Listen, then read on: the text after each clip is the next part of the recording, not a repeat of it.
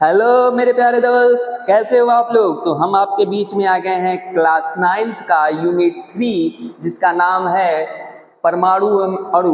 Class 9th का science हम लोग पढ़ रहे हैं, जिसमें हम लोग यूनिट 1 और यूनिट 2 खत्म कर चुके हैं। यूनिट 3 पढ़ रहे हैं जिसका नाम है परमाणु एवं अणु। तो हम लोग कल क्या पढ़े थे?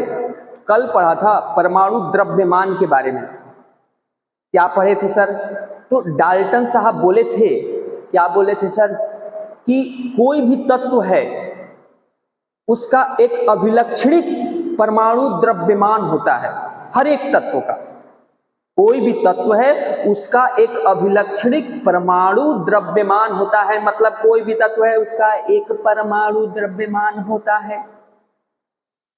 उन्होंने जो है स्थिर अनुपात के नियम को इतने अच्छे से समझाया, इतने अच्छे से एक्सप्लेन किया। उनका परमाणु सिद्धांत, डाल्टन साहब का परमाणु सिद्धांत जो है स्थिर अनुपात के नियम को इतने अच्छे से एक्सप्लेन किया कि जो और भी साइंटिस्ट थे उनके दिमाग में चुलबुली होने लगा कि अरे चलो परमाणु द्रव्यमान, और भी जो तत्व हैं, जो वर्ल्ड में और भी जो तत्व है, एलिमेंट्स हैं, उसके परमाणु द्रव्यमान निकालते हैं, एटॉमिक मास निकालते हैं। तो जब वो एटॉमिक मास निकालने गए, तो जब वो एक तत्व का परमाणु द्रव्यमान, जैसे एक कोई तत्व है उसका एक परमाणु का द्रव्यमान निकालने गए, तो बहुत उनको कठिन मतलब रास्ता मिला। उनको दिक्कत होने लगा एक परमाणु का द्रव्यमान, एक एटम का मास निकालने में। तब क्या किए साइंटिस्ट लोग?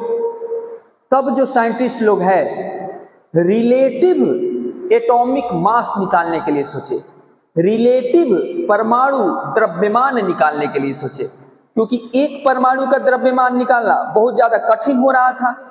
तो सोचे कि चलो रिलेटिव परमाणु द्रव्यमान निकालें, रिलेटिव एटॉमिक मास निकालें। तो रिलेटिव एटॉमिक मास जब निकालने लगे तो शुरू शुरू में उन लोग जो लिए थे वो ऑक्सीजन को, इसको ऑक्सीजन के जो एटॉमिक मास का 1/16 पार्ट को, ऑक्सीजन के एटॉमिक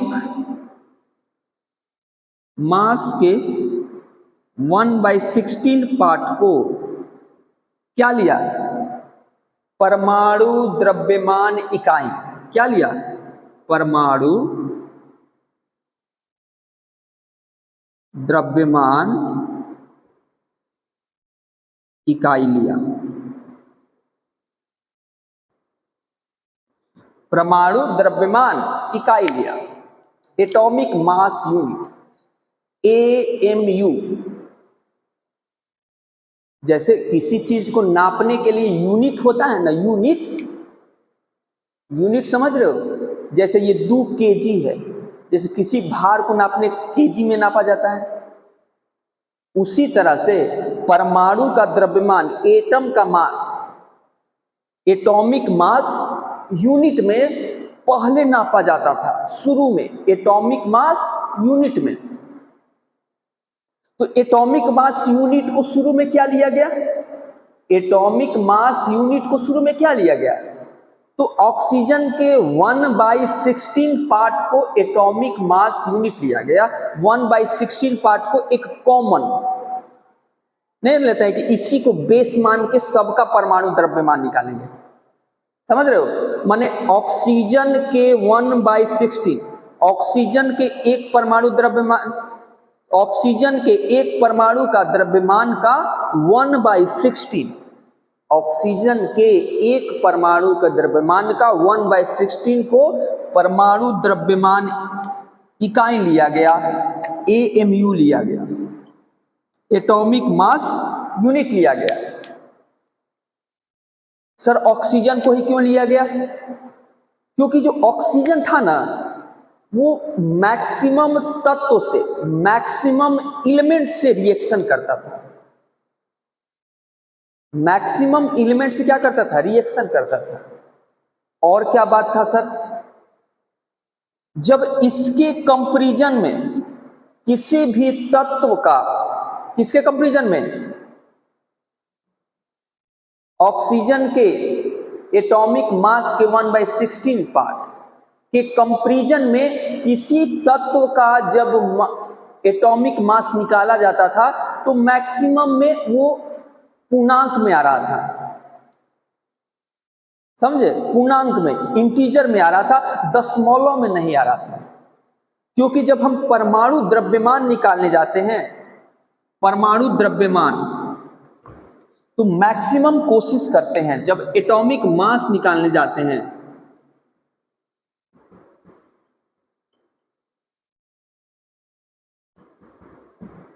हमारा कोशिश रहता है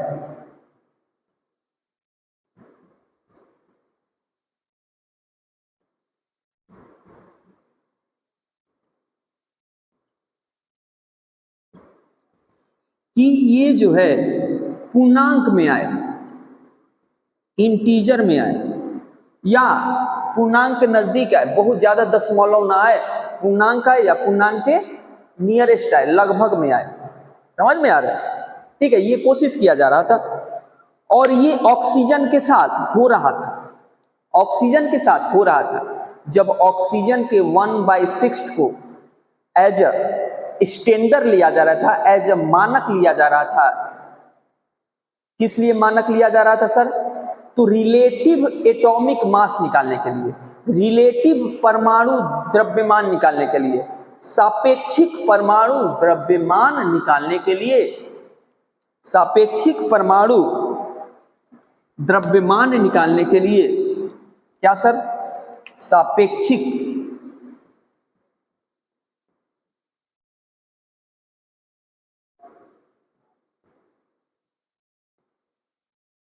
सापेक्षिक परमाणु द्रव्यमान निकालने के लिए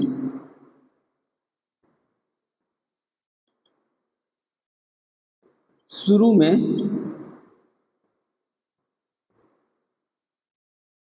ऑक्सीजन के एक परमाणु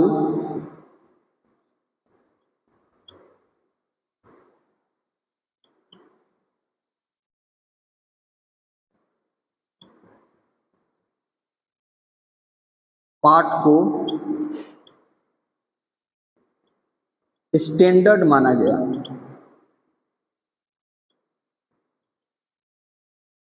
इसी के बेसिस पे, इसी के बेसिस पे किसी भी तत्व का रिलेटिव परमाणु द्रव्यमान निकाला जाने लगा। इसी के बेसिस पे, किसके, ऑक्सीजन के एक परमाणु द्रव्यमान के 1/16 पार्ट के बेसिस पे दूसरे तत्व का रिलेटिव एटॉमिक मास निकाला जाता था। सर कैसे निकाला जाता होगा सर, थोड़ा सा और क्लियर करिए, समझ में नहीं आ रहा है।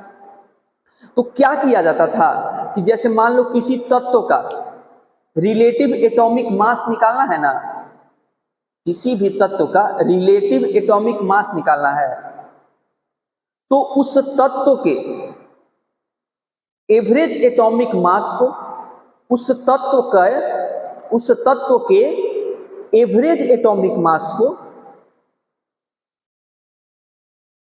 ऑक्सीजन के एक परमाणु के 1/16 पार्ट से भाग दिया जाता था।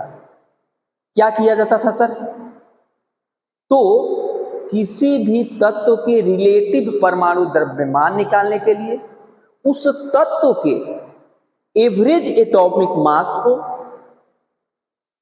ऑक्सीजन के एक परमाणु के 1/16 पार्ट से भाग दिया जाता था, और वो जो आया उसे रिलेटिव परमाणु द्रव्यमान बोला गया, सापेक्षिक परमाणु द्रव्यमान बोला गया, रिलेटिव एटॉमिक मास बोला गया। पहले शुरू में जो रिलेटिव परमाणु द्रव्यमान था ना, इसको मिटा दे रहे हैं, शुरू में जो रिलेटिव परमाणु द्रव्यमान था, रिलेटिव एटॉमिक मास, सापेक्षिक परमाणु द्रव्यमान का जो यूनिट था, यूनिट वो AMU था शुरू में, बहुत पहले। लेकिन बाद में क्या, बाद में IUPAC जो है, IUPAC ने इस रिलेटिव एटॉमिक मास यूनिट को U से दिखाया। किससे दिखाया सर? U से, यूनिफाइड। U का मतलब क्या होता है? यूनिफाइड। U का मतलब क्या होता है? यूनिफाइड। एटॉमिक मास यूनिट को किससे दिखाया? Unified, unified. शुरू में AMU से, बाद में यूनिफाइड से दिखाया गया। लेकिन जो रिलेटिव एटॉमिक मास था या सापेक्षिक परमाणु द्रव्यमान था, जो ऑक्सीजन के 1/60, ऑक्सीजन के परमाणु द्रव्यमान के 1/60 पार्ट को मानक मान के, स्टैंडर्ड मान के निकाला जाता था, वो बहुत दिन तक नहीं चला। 1961 में, कब सर? 1961 में, कब सर? 1961 में क्या डिसाइड किया गया कि कार्बन 12 के समस्थानिक को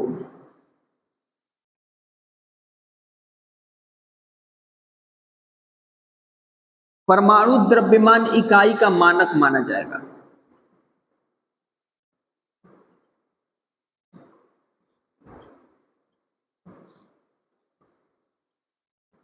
परमाणु द्रव्यमान इकाई का मानक माना जाएगा।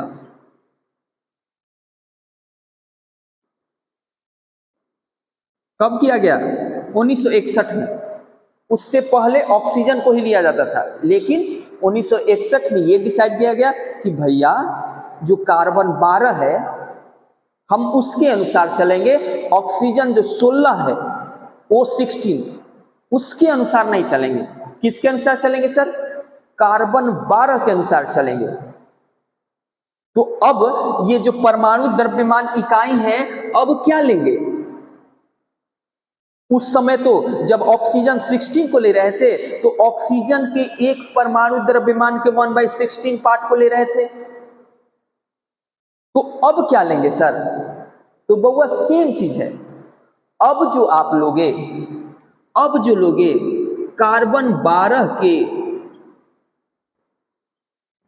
परमाणु द्रव्यमान के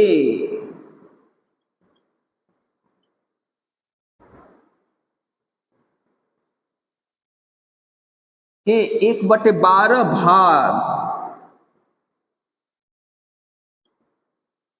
माने कार्बन 12 है, उसके जो एक परमाणु का द्रव्यमान है उसका 1/12वां भाग, 1/12वां, उसका 1/12वां भाग को परमाणु द्रव्यमान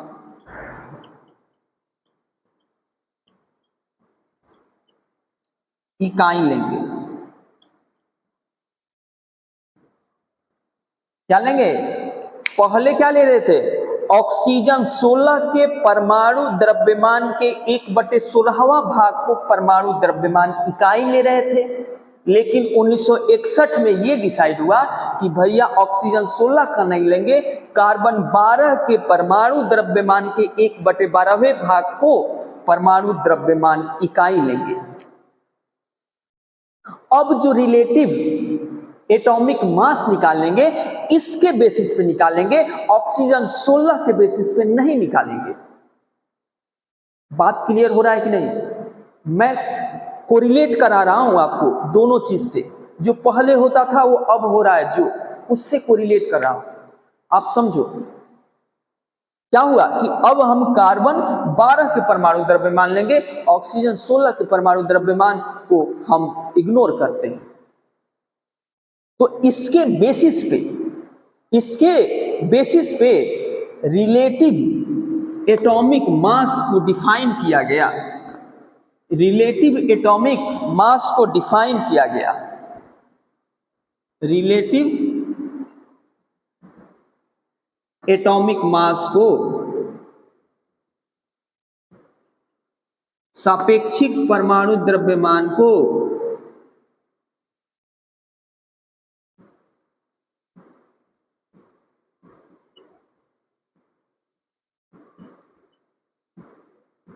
मान को डिफाइन किया गया। क्या बोला गया सर? कि जो रिलेटिव एटॉमिक मास है या सापेक्षिक परमाणु द्रव्यमान है,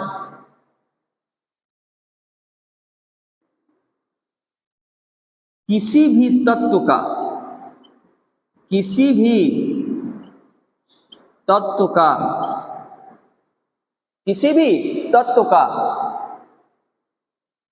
औसत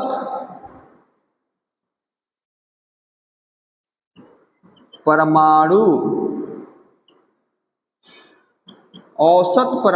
द्रव्यमान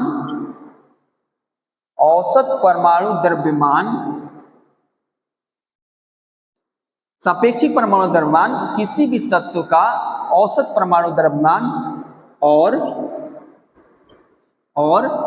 कार्बन 12 के एक परमाणु द्रव्यमान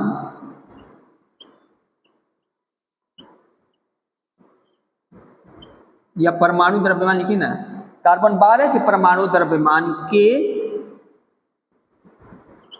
1/12वां भाग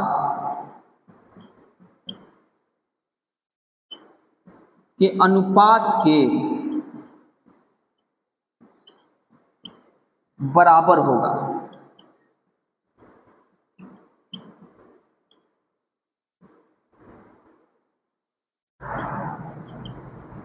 सुन लीजिए भैया कि जो सापेक्षिक परमाणु द्रव्यमान है, रिलेटिव एटॉमिक मास है, कोई भी तत्व है, चाहे कैल्शियम, ऑक्सीजन, नाइट्रोजन, कोई भी तत्व है, उसका जो एवरेज एटॉमिक मास है, औसत परमाणु द्रव्यमान है,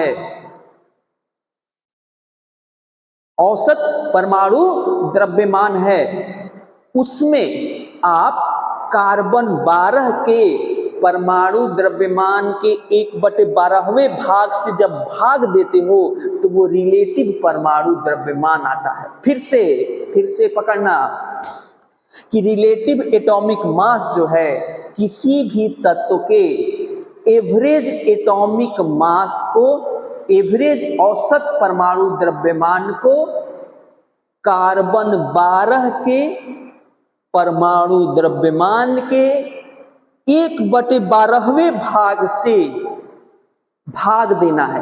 किसी तत्व के औसत एटॉमिक मास को कार्बन 12 के परमाणु द्रव्यमान के 1/12वें भाग से भाग दीजिएगा तो जो वैल्यू आएगा वो रिलेटिव एटॉमिक मास होगा। रिलेटिव एटॉमिक मास का यूनिट क्या होता है? You, unified. पहले क्या होता था? एटॉमिक मास यूनिट AMU, लेकिन बाद में यूनिफाइड हो गया। समझ गए? क्लियर हो रहा है कि नहीं? मजा आ रहा है कि नहीं? मैं बस इतना कोशिश कर रहा हूं कि आपको हर एक चीज एकदम क्लियर समझ में आए, हर एक चीज क्लियर हो जाए। समझ रहे हो? हर एक चीज क्या हो जाए? क्लियर हो जाए। ठीक है, तो हम लोग क्या पढ़ रहे हैं? Relative atomic mass. तो ये रिलेटिव एटॉमिक मास समझ में आ गया आपको? इसमें कोई दिक्कत है तो आपको पूछना है भैया, नहीं पूछिएगा तो समझ में नहीं आएगा।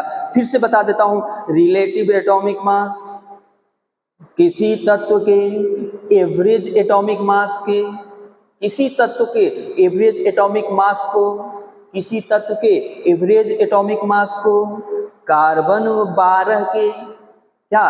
कार्बन 12 के परमाणु द्रव्यमान के 1/12वें भाग से जब आप भाग दोगे, किसको भाग देना है? उस तत्व के औसत एटॉमिक मास को। किसी तत्व के औसत एटॉमिक मास को भाग देना है। किससे भाग देना है? कार्बन 12 के परमाणु द्रव्यमान के 1/12वें भाग से भाग देना है। तो जो वैल्यू आएगा वो रिलेटिव एटॉमिक मास होगा। आई थिंक समझ में आ गया। आगे एक क्वेश्चन दिया है, परमाणु द्रव्यमान इकाई से आप क्या समझते हो? एटॉमिक मास यूनिट से आप क्या समझते हो? तो क्या बताओगे? Sir atomic mass unit. तो एटॉमिक मास यूनिट जो है कार्बन 12 के परमाणु द्रव्यमान के 1/12वें भाग को एटॉमिक मास यूनिट बोलते हैं। यही तो बताए कि एटॉमिक मास यूनिट क्या होता है? कार्बन 12 के परमाणु द्रव्यमान के 1/12वें भाग परमाणु द्रव्यमान इकाई होता है।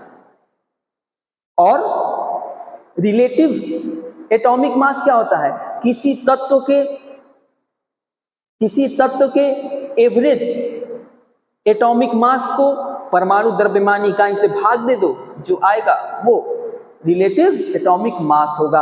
आई थिंक अब आपके रग रग में ये चीज बस गया होगा। चलिए देखते हैं आगे क्या देखेंगे सर, बता दीजिए। तो आगे ये देखेंगे कि जैसे हाइड्रोजन है, हाइड्रोजन उसका एटॉमिक मास यूनिट कितना होता है? तो सर 1 होता है, 1U। Carbon sir 12U। U क्या है? Unified unit of relative mass unit of relative mass unit, सापेक्षिक परमाणु द्रव्यमान। Oxygen 16U। अच्छा एक बात बताइए, हाइड्रोजन का 1U, कार्बन का 12U, ऑक्सीजन का 16U, उसी तरह से हाइड्रोजन का क्या? हाइड्रोजन का 1U, 12U या 16U, ये क्या शो करता है? पहले ये बताइए, उसके आगे बात बताऊंगा। ठीक है, वो भी चीज डिस्कस करूंगा। जैसे हाइड्रोजन का मास कितना होता है? 1 ग्राम, कार्बन का 12 ग्राम, ऑक्सीजन का 16 ग्राम। तो वो ग्राम में है और ये यू में है। यूनिफाइड 16 यूनिफाइड, 12 यूनिफाइड, 1 यूनिफाइड, उसमें अंतर क्या है आगे बताऊंगा। पहले इसको डिफाइन कर दे रहा हूं कि ये जो हाइड्रोजन का 1U या कार्बन का 12U या ऑक्सीजन का 16U, इसका मतलब क्या है सर? ये क्या शो कर रहा है? ये किसका मास शो कर रहा है सर? एक्चुअल में ये तो मास ही शो कर रहा है, एटॉमिक मास। बोलो क्या शो कर रहा है? एटॉमिक मास ही ना शो कर रहा है। तो ये किसका एटॉमिक मास शो कर रहा है सर? हाइड्रोजन का। तो सर वो 1 ग्राम क्या शो कर रहा था? तो बउआ ये जो 1U है, ये जो 1U है वो 1 हाइड्रोजन परमाणु का मास शो कर रहा है।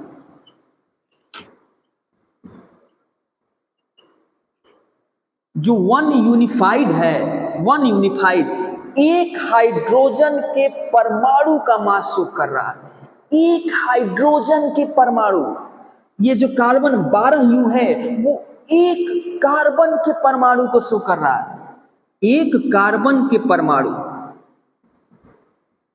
जैसे कार्बन है बहुत सारे परमाणुओं से मिलकर बना है, हाइड्रोजन है बहुत सारे परमाणुओं से मिलकर बना है। तो उसमें एक परमाणु, एक छोटकी सी परमाणु को निकालो, उसका मास है 1U।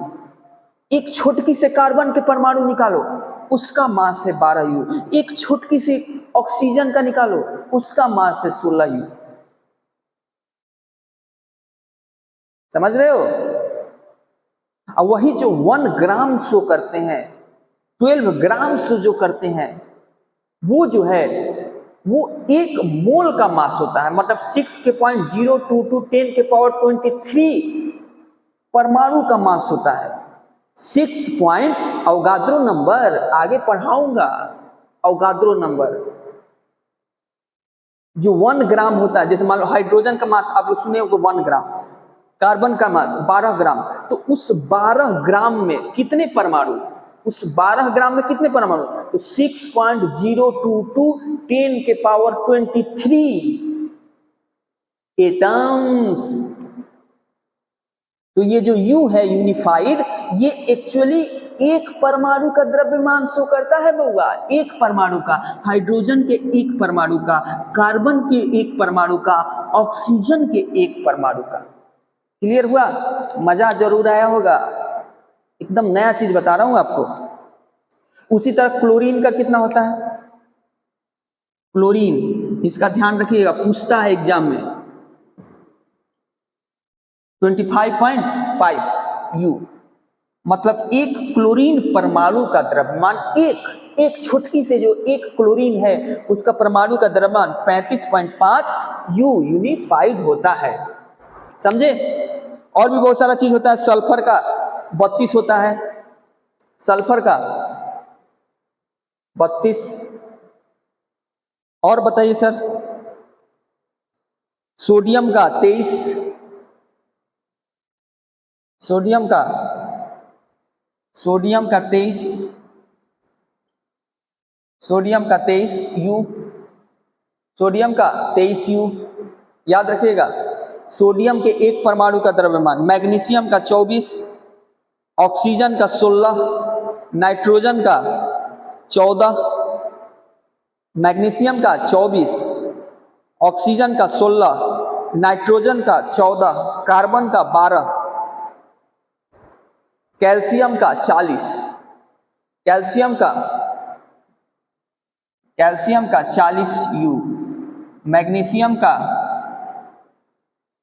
24 U,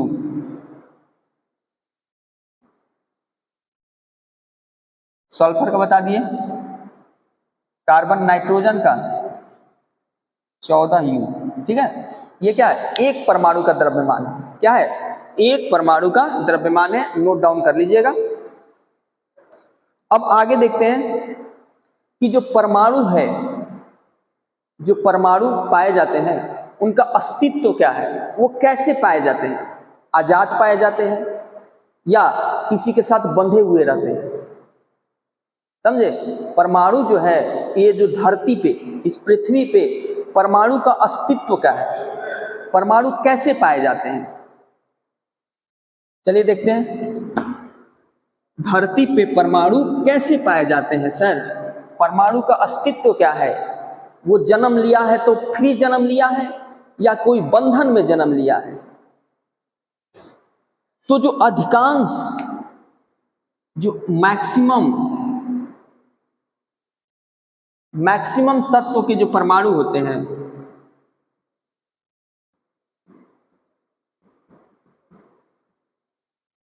वो बंधन में होते हैं।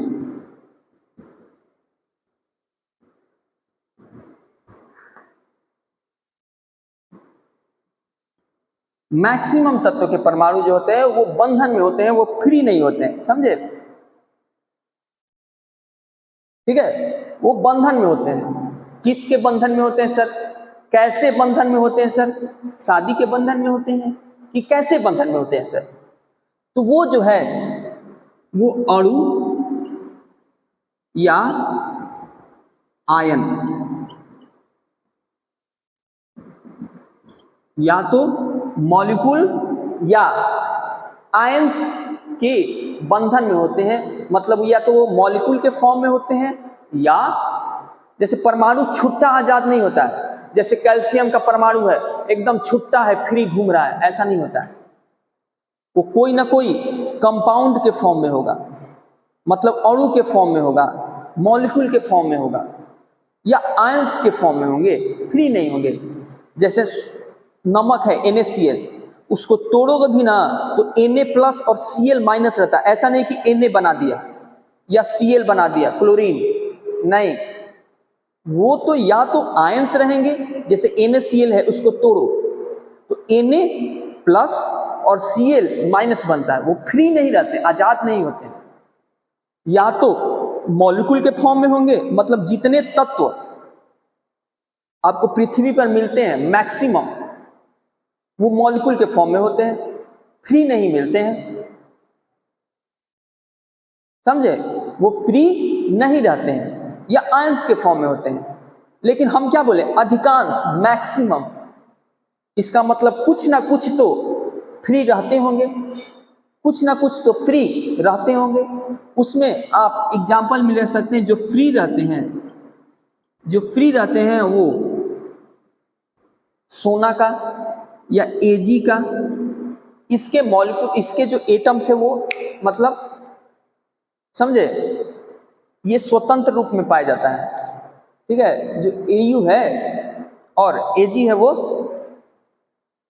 क्या है, स्वतंत्र रूप में आपको मिल सकते हैं। अदरवाइज मैक्सिमम जो होते हैं वो अणु या मॉलिक्यूल या आयन के फॉर्म में परमाणु पाए जाते हैं।